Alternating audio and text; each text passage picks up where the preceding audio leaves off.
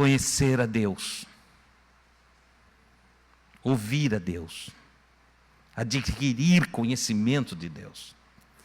Ora, Pedro, que acompanhou todos esses episódios, que acompanhou Jesus e em sua carreira ministerial teve aprendizado diretamente com Jesus, ele escreve: graça e paz vos sejam multiplicados pelo conhecimento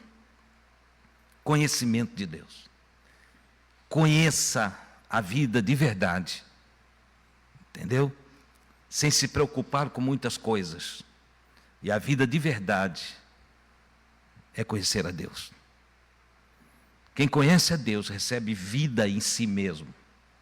Olha o que o João escreve, e esse tu não tem aí, Diego, esse veio agora. Capítulo 17 do evangelista João, e versículo 3, versão Ara. João escreve e diz assim: e a vida eterna é esta. O que é a vida eterna? Vida eterna é esta: que te conheçam a ti, o único Deus verdadeiro, que conheçam a Deus, o único Deus, o único Criador, e a Jesus Cristo, a quem tu enviaste. Olha que coisa. A vida eterna só é se eu conhecer a Deus. Sem conhecimento de Deus não tem vida eterna. O João faz uma somatória: que conheçam a ti como o único Deus verdadeiro e a Jesus Cristo que tu enviaste.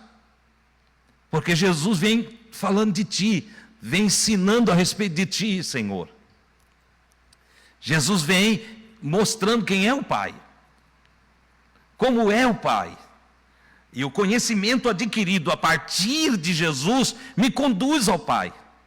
Agora é aqui que a coisa vai apertar para nós. Porque o que é conhecimento?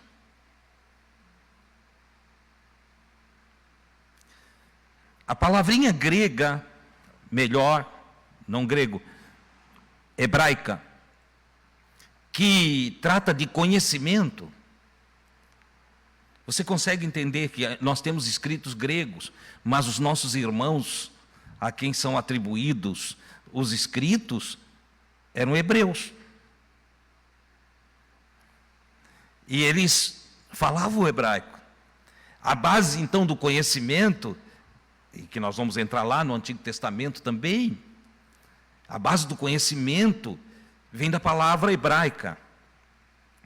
De uma palavra hebraica. E essa palavra hebraica diz, conhecer é discernir, é ter intimidade. Conhecimento é adquirido através de convívio, relacionamento. Então olha o que o Pedro está dizendo para nós: se relacione com Deus, discirna Deus, chegue ao conhecimento, ao relacionamento íntimo, tenha amizade com Deus, se ligue a Deus, tenha comunhão com Deus. É o que o Pedro está dizendo. Veja que coisa interessante. Todo mundo aqui, se eu falar Lula, todo mundo conhece? Sim ou não? Sim e não. Conhece teoricamente. Qual de vocês aqui já tomaram um café com o Lula?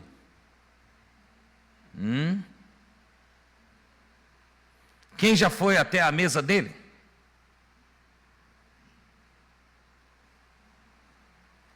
Você está entendendo a coisa?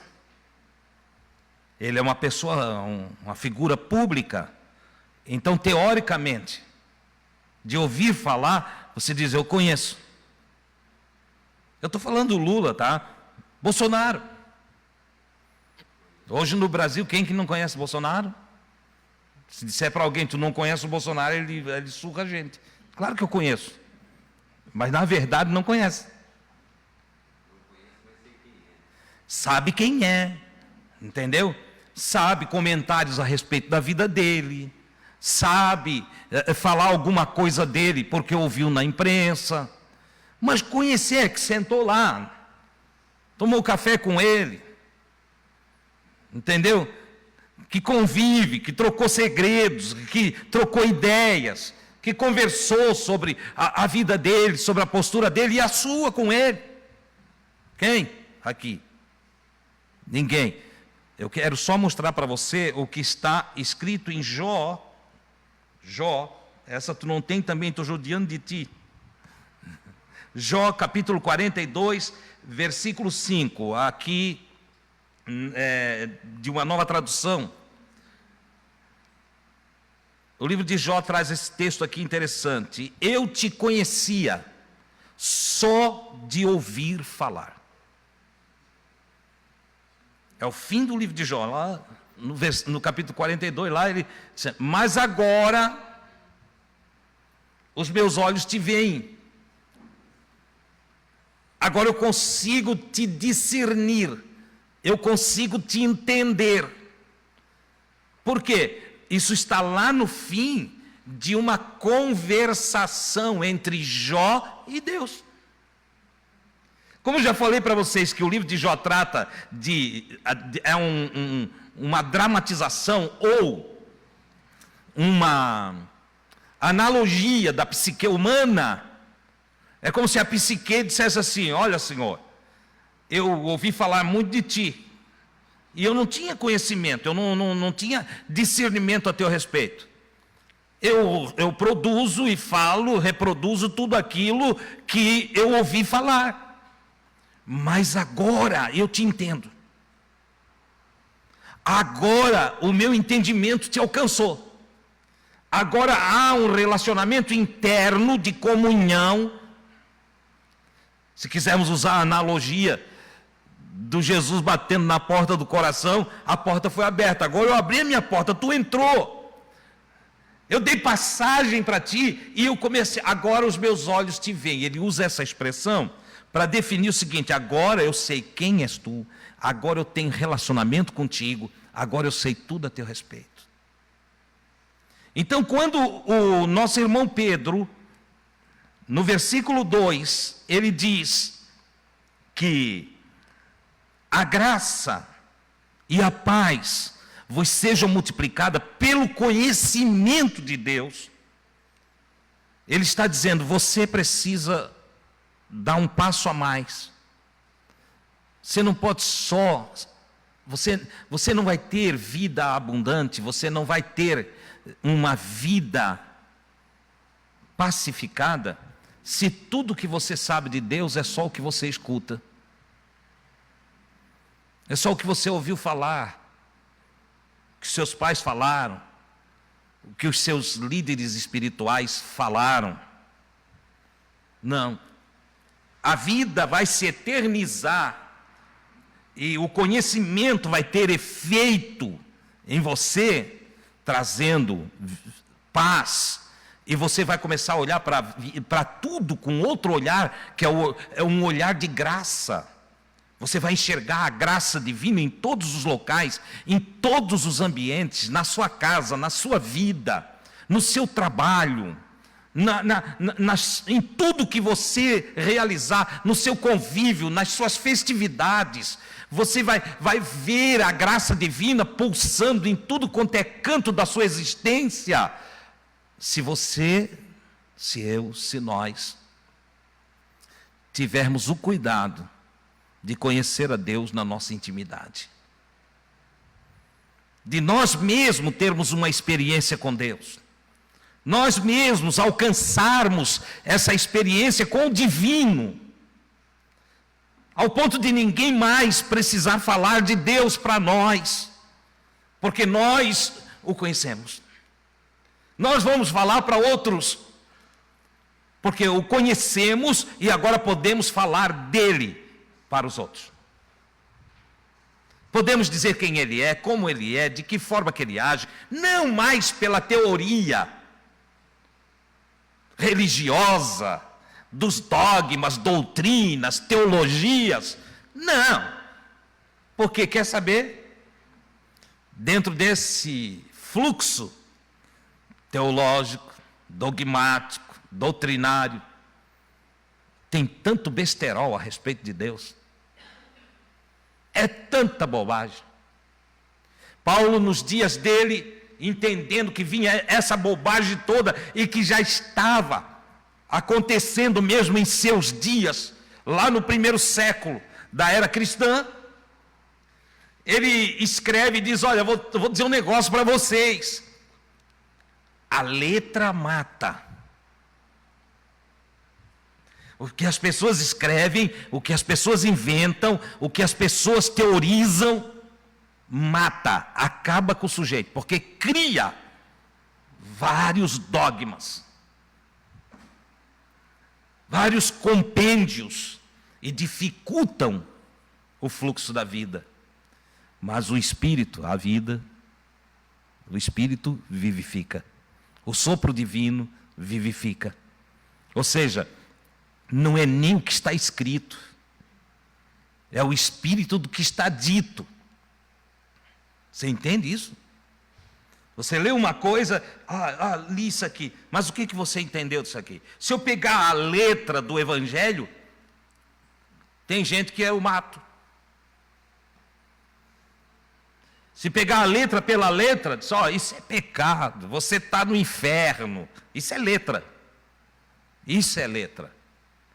Mas se eu procurar entender o que Jesus está falando, o que os apóstolos estão falando, e eu pegar o espírito do que está dito, eu sou vivificado. Olha só o que ele está dizendo. A graça e a paz só é multiplicada, só flui com abundância no ser de cada um de nós, pelo conhecimento de Deus e pelo conhecimento de Jesus. Eu preciso conhecer Jesus, eu preciso conhecer a Deus. Jesus, porque Ele é a revelação do invisível. Jesus, porque Ele é o ungido, iluminado, que trouxe conselhos, orientações, iluminou corações, porque agiu, procedeu, realizou a própria vida do Pai, do Criador, para que todos o imitassem, para que todos agissem como Ele, com sabedoria, com inteligência, com prudência, com domínio próprio, com amor, com misericórdia. E aqui está todo o fluxo do que é evangelho. Evangelho é saber abraçar, é saber perdoar, é saber ajudar. Evangelho é compreender, é ter empatia, é fazer tudo de bom para o outro. Evangelho é encontrar a minha própria essência e não falar mais que eu não presto, mas adquirir conhecimento de entender o quanto eu tenho valor, porque um ser muito superior, uma consciência muito além da minha, uma sabedoria que é a própria fonte de todo saber, me criou, me constituiu, me fez. E Ele não fez uma coisa que não presta, Ele não fez uma coisa que não vale nada. Não! Você tem valor. Você tem valor, você é alguém importante. Esse Criador que gosta de diversidade, enquanto religiosos ficam discutindo, entende, sobre a diversidade humana, entende? E aí olham para as práticas em suas diversidades e condenam o próprio que é diferente. O Criador teve o cuidado de fazer todo mundo diferente. Todos diferentes. Tem ninguém igualzinho. Tem parecido, igual não. Ele pega e coloca aí uma íris diferente em todos nós. Coloca uma digital diferente para todos nós. 8 bilhões de habitantes na Terra. Não tem digital igual. Você já parou para pensar? Que trabalho. É um trabalho artesanal. Não é em série, não é robótico, não é para ser igual, pois a beleza da humanidade é a sua diversidade, é o ser diferente. Já pensou você viver com mais 1000 igualzinho tu? Querendo tudo que tu quer, fazendo tudo que tu faz, comendo tudo que tu come, agindo tudo do teu jeito, 1000. Um olhava para o outro e dizia, o meu desejo é te matar. Todos se matavam, pô, se acabava tudo. Não é assim? O Criador disse, não, eu vou fazer um diferente do outro. Um vai ter uma habilidadezinha, um pouquinho mais do que o outro. E aí eu faço um depender do outro. Eu faço um se unir ao outro. Entende? Vai ser maravilhosa a criação. Graça sobre graça. E quando eu compreendo essas coisas, eu já não reclamo do que sou. E eu nem avilto o que sou, porque eu honro o Criador. Pois eu o conheço. E quando eu o conheço, eu tenho vida em mim mesmo. E se eu tenho vida, eu sou um ser animado. Eu sou um ser que sou abençoado. Eu sou tudo de bom. Irmão, isso não é orgulho, não. Não, é conscientização. Conhecimento de Deus e conhecimento do que me fez. Me traz muita paz, muita alegria. Bom, o profeta Oséias, no capítulo 6, versículo 3, ele diz assim, é claro que para ter um contexto aqui, o Oséias vem falando de vários erros de Israel, e ele fala também da possibilidade de recuperação, e no capítulo 6, versículo 3, ele diz, então, conheçamos e prossigamos em conhecer o Senhor. Conheçamos e prossigamos em conhecer ao Senhor. Você quer vida? Quer vida com abundância? Você quer paz? Você quer alegria, gozo na sua vida, na sua alma? Entende? Conheça a Deus. Busque a Deus. Como é que posso buscar a Deus, Adilson? Como é que eu faço para buscar a Deus? Ei, entra no teu quarto. Se você não tem a capacidade de se fechar em você mesmo, o quarto pode ser aqui, tá? Eu posso entrar para dentro de mim, me fixar em meditação e conversar com Deus. E pedir para Deus se revelar para mim. Se você ainda não fez isso, faça.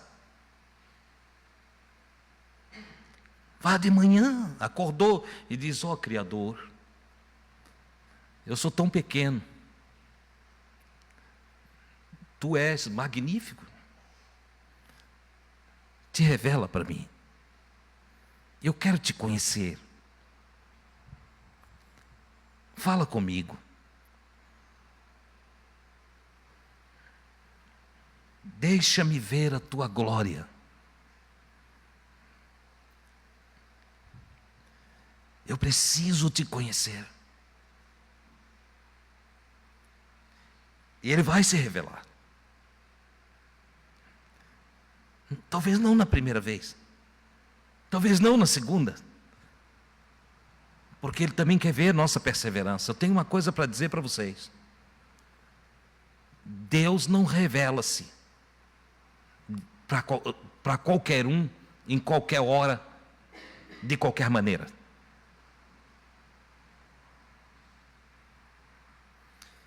Nas bem-aventuranças citadas por Jesus, ele diz, bem-aventurados os que têm fome e sede de justiça.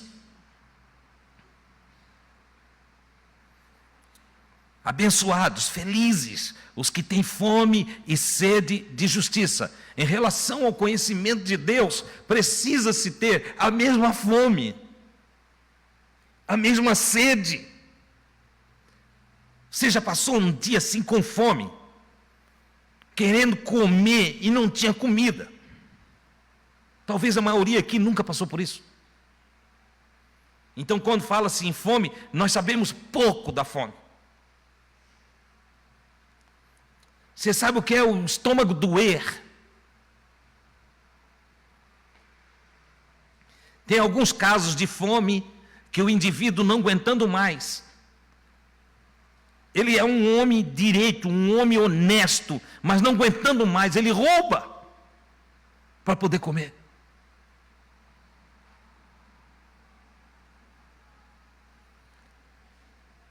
A fome é, na verdade, quando ela vem em aperto, quando ela está profundamente enraizada no ser, ela é um instinto de sobrevivência. Por isso, não é considerado um crime quando o indivíduo, dentro deste padrão, desta condição, ele vai ali e rouba um pão, uma fruta. Todos vão considerá-lo inocente. A própria legislação em todas as nações protege o indivíduo. Até a lei levítica protege esse indivíduo. Você entende? Agora então pensa nisso. Pensa, imagina um de nós com muita fome, e com muita sede, muita sede. Mas agora não é uma fome de pão, não é uma fome de feijão, de arroz, de carne, mas uma fome de conhecer a Deus. É como se você chegasse à beira da agonia e dissesse: Deus, ou tu te revela, ou eu morro. Nesse estágio eu quero dizer para ti, Deus vai se revelar. Deus vai se manifestar de um modo maravilhoso. Na expressão de Osés diz: a sua saída ou a sua revelação será como a alva. Ele vai dar um sinalzinho de claridade, de luz. Como a alva, ela será certa, virá. E ele a nós virá como a chuva temporã que rega a terra. Sabe, quando não chove faz tempo, a vegetação está secando, os animais estão morrendo, há uma escassez. Você deve ter lembrança de alguma filmagem de reportagem do Nordeste, quando passou por grandes crises de água e não tinha chuva. Aí dizia: Deus vai vir como a chuva que começa a cair na terra seca. Vai ser um frescor na tua vida, vai ser uma coisa maravilhosa, Ele vai mexer contigo. Oh, glória a Deus! Conheçamos e prossigamos em conhecer ao Senhor. Um homem muito sábio em Israel, o rei Davi, compositor de músicas e poesias, profeta, e um grande guerreiro, um homem que buscou a Deus e quis conhecer a Deus. Ele teve nesse estágio de fome espiritual. Ele chegou a falar de os seus ossos se secando, para ter dentro dele a certeza, a alegria da sua salvação, que equivale à vida fluindo dentro dele. Esse homem, depois de muitas experiências com Deus, um homem cujas as transgressões foi perdoada, um homem que viveu em depressão e tristeza, mas que teve a graça de Deus manifestando-se para ele, que teve a paz alcançando o seu coração. Esse homem que, depois de profunda angústia, experimentou grandes alegrias, grande prazer na sua vida. Quando ele já está velho, pertinho de passar o seu reino para Salomão, seu filho, ele chama Salomão Em 1 Crônicas, capítulo 28, versículo 9, olha qual é o conselho dele. E tu, meu filho, Salomão, conhece o Deus de teu pai. Conhece o Deus de teu pai. E sirva-o de todo o coração e com uma mente voluntária. Conhece-o, e uma vez que tu o conheça, que haja em ti desejo de servir a Deus, voluntariedade para servir a Deus, que a tua mente nunca olhe para Deus e no relacionamento com Ele veja uma obrigação. Hoje tem que ir na igreja, tem que ir não sei o quê. Não, seja voluntário no servir a Deus, tenha uma mente voluntária, porque o Senhor sonda todos os corações e entende cada intenção dos pensamentos. O que o Davi quer dizer com isso? Ele disse, não adianta tu ir lá por ir, porque Deus sabe que tu estás indo por ir. Não adianta procurar assim, pelo simples fato da amizade. Ou eu vou lá porque vai ter música, ou vai ter janta, ou eu vou lá porque lá eu vou cantar com os irmãos, daí eu revejo as irmãs, os irmãos, os amigos, e lá é muito gostoso. Não é por Deus que tu está indo. Não é à toa que as igrejas estão cheias, lotadas, mas o conhecimento de Deus lhes falta. Multidões, milhares e milhares de pessoas procuram as igrejas, mas procuram como se quem procura magia, quem procura alguma coisa que vem satisfazer-lhes os desejos. Não procuram pelo conhecimento do divino. Não procuro para aprender e dizer como é que eu consigo viver com graça, como é que eu posso ter vida abundante. Deus, eu quero te conhecer para eu te servir, te honrar de todo o meu coração e mente.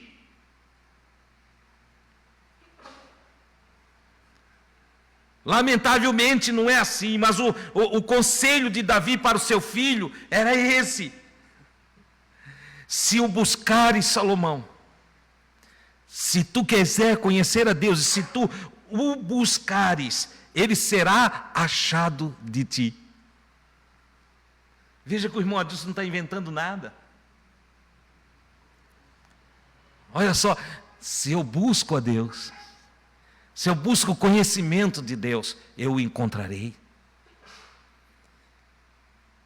E como Davi estava sendo contundente no ensino ao seu filho, ele termina dizendo: porém, se o deixares, se te relaxares, e não o buscares com todo o coração e pensamento, ele rejeitará você para sempre. Ele também te deixa. Rejeitará. Em outras palavras, o que o Davi está dizendo, Salomão, na relação com Deus, não tem meio termo. Ou você é, ou você não é. Ou você quer muito, ou você não quer nada. Ou você o busca e aprende de verdade, ou então você só vai estar enganando a você mesmo. É perda de tempo. Olha o que ele está ensinando aqui. Conhecimento de Deus é o segredo de uma vida abundante, de graça e paz. Eu quero concluir falando do que disse o profeta Oséias no capítulo 4. Olha a argumentação de Oséias no capítulo 4, versículo 6. O meu povo. Quem está falando? O Oséias está falando em nome de Deus. Aqui, ele está falando em nome de Deus. Ele está dizendo, Deus falando. O meu povo perece é destruído, foi destruído, porque lhe faltou. Se o conhecimento traz vida, a falta de conhecimento traz morte. Se o conhecimento traz graça, a falta de conhecimento traz desgraça. Se o conhecimento é iluminação, a falta de conhecimento é escuridão. Olha só o que os profetas estão falando e o que esses homens que serviram a Deus estão dizendo. O meu povo foi destruído porque lhe faltou o conhecimento. A falta de conhecimento é destruição. Porque tu rejeitastes o conhecimento. Agora ele está falando aqui, o Oséias, se você pegar no versículo 1, ele está falando com a nação de Israel. Ok? Para você entender, lá no capítulo 6, né? Ele está falando com, capítulo 4. Ele está falando com a nação de Israel. E ele disse, olha, Deus instruiu Israel. Os profetas falaram para Israel, orientaram Israel. E é interessante, quando você vai ler a história bíblica, todas as vezes que eles adquiriram o conhecimento e praticaram, eles foram bem-sucedidos, prósperos, enriqueceram, tiveram abundância de tudo, não lhes faltava nada. Nada. Detalhe, não começa a pensar aí, agora eu vou buscar a Deus, porque daí não me falta mais nada. Vou ficar rico, Se é assim, Deus conhece o coração. Se é por isso, nem vem. Entendeu? Agora, se é por Deus, e por gratidão, por abundância de graça na tua vida, tu começar a dizer, poxa, como Deus é bom para mim, Deus é maravilhoso, Deus, olha, é bom viver contigo, Deus, como eu gosto de ti, Deus, eu amo a tua palavra, aí também começa Deus te enriquecer, começa Deus fazer abundar de tudo que é bom na tua vida. Essa é a verdade. Porque tu rejeitastes o conhecimento, também eu te rejeitarei, para que não sejas sacerdote diante de mim, e visto que te esquecesses da lei do teu Deus, também eu me esquecerei de teus filhos. Ai, meu Deus. Já pensou? Deus é bom o tempo todo?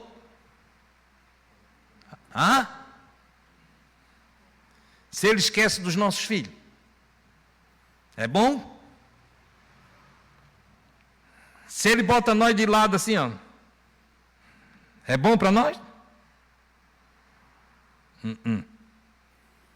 Então para aí, conheça o teu Deus.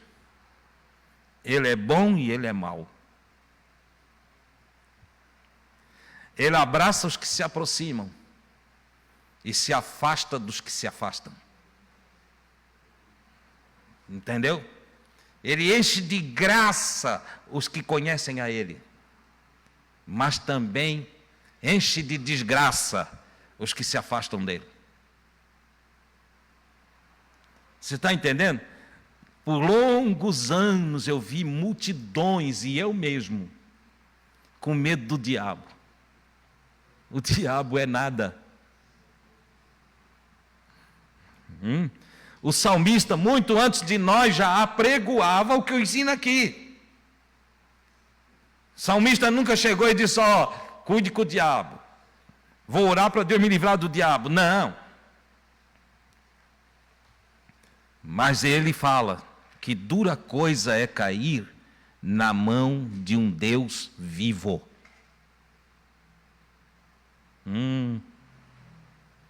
Muda tudo, né? Dura coisa é cair na mão de um Deus vivo. Olha só aqui, por que o profeta está dizendo isso? Versículo 1, não tem lá não, Diego não precisa acompanhar aí, eu só vou fazer uma leitura rápida. O capítulo 4, versículo 1. Ouvi a palavra do Senhor, vós filhos de Israel, porque o Senhor tem uma contenda com os habitantes da terra. Terra aqui, a terra de Israel. Ok? Não é a terra, um planeta. A terra de Israel. Porque na terra não há verdade, nem benignidade, nem conhecimento de Deus. Deus tem uma contenda, uma discussão com os filhos de Israel, porque na terra de Israel não estava havendo verdade, entendeu? Nem bondade, benignidade, nem conhecimento de Deus. Eles eram os responsáveis por ensinar de Deus para o planeta todo. E nem lá não estava tendo. Não sabiam nada mais. Só permanecem o perjurar, o mentir, o matar, o furtar e o adulterar. O que tem aí na terra de vocês é só coisa ruim. Fazem violência, um ato sanguinário segue imediatamente outro. Esse mata aquele mata aquele vão mortandade. Por isso a terra se lamentará, e qualquer que morar nela desfalecerá, com os animais do campo e com as aves do céu, e até os peixes do mar serão tirados. Você está entendendo? A produção de alimento para vocês vai cair. Todavia ninguém contenda, ninguém repreenda, porque o teu povo é como os que contendem com o sacerdote. Por isso tropeçarás de dia, e o profeta contigo tropeçará à noite. Tá? E destruirei a tua mãe. A tua mãe aqui é a tua mãe terra. Vou destruir a terra. Vou acabar com tudo. E por que eu vou acabar com a terra deles? Deus está dizendo. Por que a coisa vai vir? Peste, pragas, guerras. Vai acabar com eles. Destruição total. Porque eles deixaram o conhecimento de Deus. E por falta de conhecimento de Deus, não temeram mais a Deus. Consequentemente, se tornaram malvados, pessoas do mal, pessoas ruins. E não há vida com abundância para quem é mau.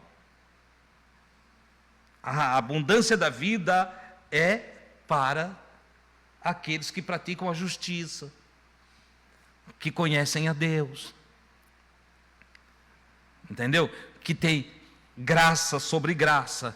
E aí, depois do que eu li, é que vem o versículo 6, onde ele diz que o meu povo é destruído, porque lhe faltou conhecimento. Versículo 7, ele continua: como eles se multiplicaram, assim pecaram contra mim. Eu mudarei a sua honra em vergonha. Quem vai mudar a honra em vergonha? Deus. Eles se multiplicam, se acham fortes e de repente esquecem de Deus e desconhecem a Deus e não buscam a Deus e não se importam com Deus. Como consequência, são destruídos. Comem da oferta pelo pecado do meu povo e pela transgressão dele tem desejo ardente. Olha só, os pastores de Israel começaram a ser como os pastores de hoje em dia. Só pensavam em dinheiro, em negócios, só pensavam em ficar com o melhor para eles, entendeu? Tiravam das ofertas, a boa parte tiravam para eles, o melhor da carne do sacrifício levavam para eles. E eles foram se tornando malvados, ao ponto que Deus diz para eles que, como o povo estava caído, também o sacerdote ia cair, também o profeta ia cair. Eles iam ser destruídos. Você entende o que eu estou falando para você nessa noite? Busque conhecimento de Deus e viva. Busque conhecimento de Deus e vai ser feliz. Erga a cabeça e receba a graça a partir do conhecimento do Senhor. Outro dia eu estava conversando com um amigo e ele disse: Adilson, eu não vou na casa dos amigos porque eu gosto assim, eu gosto daquela infantilidade que tem na igreja pentecostal.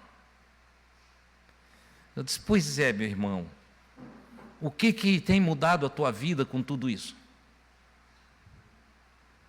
Você vai na igreja, você fala em línguas estranhas, você dança, você faz aviãozinho, você pula, e você escuta uns 20 profetas dizendo para ti que Deus está te abençoando, aí tu estás para te separar. Tu está ruim contigo mesmo. Entendeu? Você não está feliz. Nós tínhamos acabado de conversar e ele contando a história dele para mim. Eu digo, então de que vale isso? Que loucura é essa? Que falta de entendimento é esse?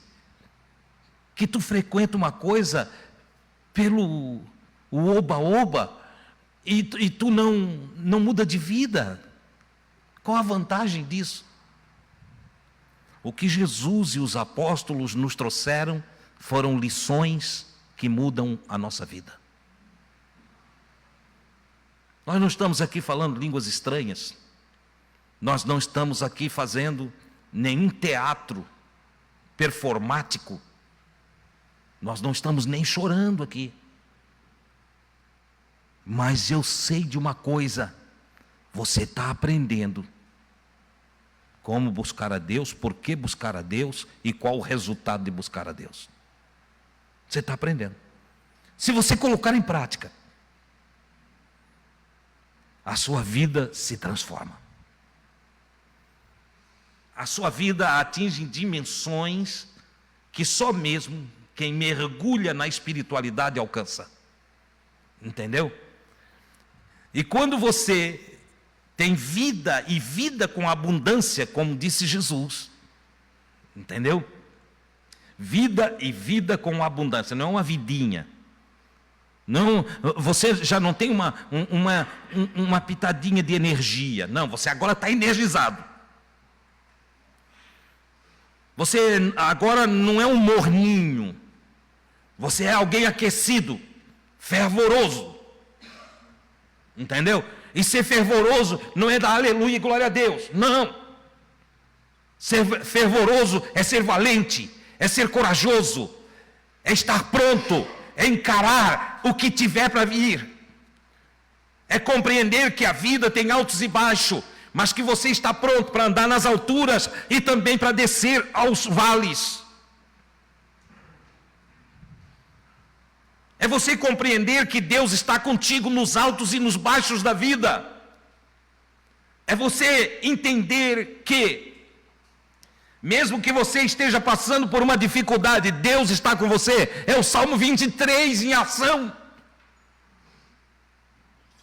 Ao ponto de o salmista, energizado pelo conhecimento de Deus e agraciado pelo fluxo da vida em si, ele diz ainda que eu ande pelo vale da sombra da morte, não temerei mal algum.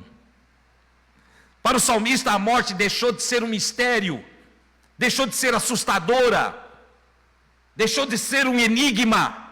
Por quê? Porque ele disse, em qualquer estágio, mesmo que seja o vale da sombra da morte, tu estás comigo, eu não temerei. Tua vara guia, teu cajado poder, me consolam, me deixam tranquilo, me pacificam. Olha só, de sorte que, cheio da força divina, iluminado pelo conhecimento de Deus, nada me falta. Falta alguma coisa para você ainda?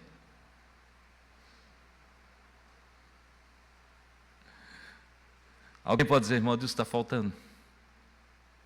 Está faltando. O que falta aí? Ah, para mim falta um carro novo. Vai plantar batata no asfalto quente, isso não vai mudar a tua vida. Entendeu? Para mim falta um emprego. Ei, não é isso que vai mudar a tua vida?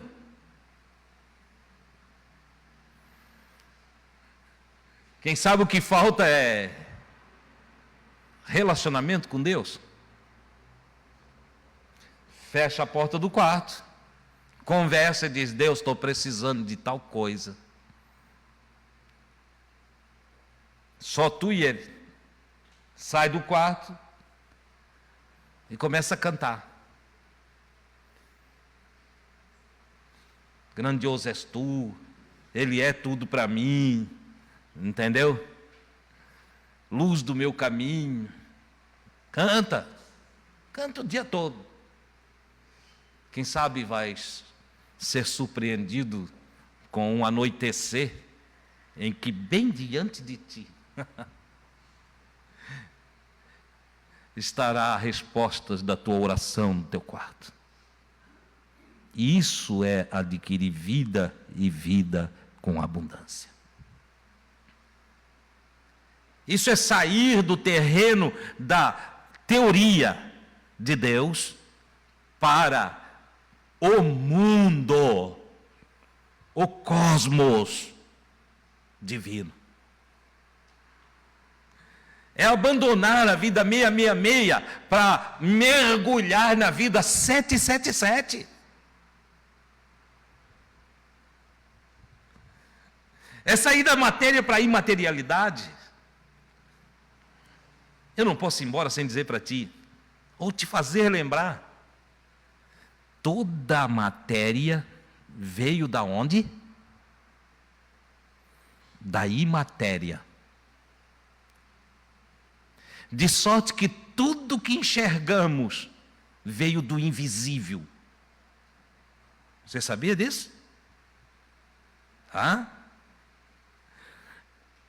Vamos trazer aqui, para nós, para entender o que eu estou falando, traz para você. Você quer construir uma casa. Aí o Murilo, que é o arquiteto, você vai chegar perto dele e vai dizer: Murilo, preciso fazer uma casa. O Murilo vai olhar e diz: tu já tens uma ideia do que queres? Ou queres que eu crie uma ideia para ti? Não, eu tenho uma ideia. Eu quero que tenha um quarto, eu quero que tenha... Onde é que está a ideia? Na imatéria, nos teus pensamentos. Entendeu? E aí você passa para ele. Ele que é habilidoso em desenho, vai te ajudar a aprimorar. E de repente, ele tira do terreno dos pensamentos, da ideia, e apresenta num papel. Materializou a ideia. Mas é só um papel? É só um papel, justamente. Daqui a pouco vai passar para o pedreiro. E o pedreiro vai pegar a ideia que agora é no papel, que ele consegue ver, ele está revelando a ideia. Entendeu? Você olha e diz: aí você já vê ela pronta. Quando ele bota no papel, você diz: era isso. Eu digo isso porque eu canso de fazer isso com ele. Entendeu? Está aqui, mas era assim mesmo, era assim. Entendeu? Está pronto. Aqui já está pronto, mas ali no terreno não tem nada. Você entende? Eu estou falando do mundo espiritual. Qualquer coisa visível veio do mundo invisível. Qualquer criação, qualquer coisa que exista, veio daquele que ninguém vê. Ok? E aí os pedreiros vão trabalhando e vão montando e vai fazendo e tal. A cabo lá de alguns meses, a gente chega lá, está materializada a ideia. Por isso Paulo escreveu que as coisas visíveis vieram da invisível. As grandes ideias que se concretizaram eram antes só de uma pessoa. Mas aí quando nós vamos para o cosmo material, terra, céus, astros, veio de uma mente. E de uma mente que não está num corpo. Porque para nós ainda a ideia está aqui, num mundo celestial dentro do corpo. Num mundo celestial imaterial dentro do corpo. Mas essa mente aqui, que veio de um mundo celestial, veio de outro mundo celestial, que não tem corpo. Nós não sabemos explicar direito, então chamamos de Deus. Veio de Deus. Deus é só um títulozinho para nos referirmos à consciência e à mente criadora de todas as coisas, ao autor da criação. Entendeu? Nós não o empobrecemos porque falamos com honra, mas tudo veio de lá. Então, meus queridos, materialize a sua vida, ou na sua vida, todo o bem que desejas, através do conhecimento de Deus. Isso nós chamamos de graça. Quando a sementinha que tu bota na terra brota, é graça. Quando ela cresce, é graça. Quando ela produz o seu fruto, é graça. Que força você fez por aquilo? Nenhuma. Acontece por graça. E o Pedro diz: se tu conhecer Deus, as coisas vão graciosamente fluir diante de ti. É disso que nós queremos tratar nessa noite. Faça produzir na tua vida toda a dádiva, todo o dom, toda a bênção. Faça chover na tua horta aí, entendeu? Faça dar enxurrada de graça no teu coração, através do conhecimento de Deus. Busque-o enquanto se pode achar. Vamos agradecer?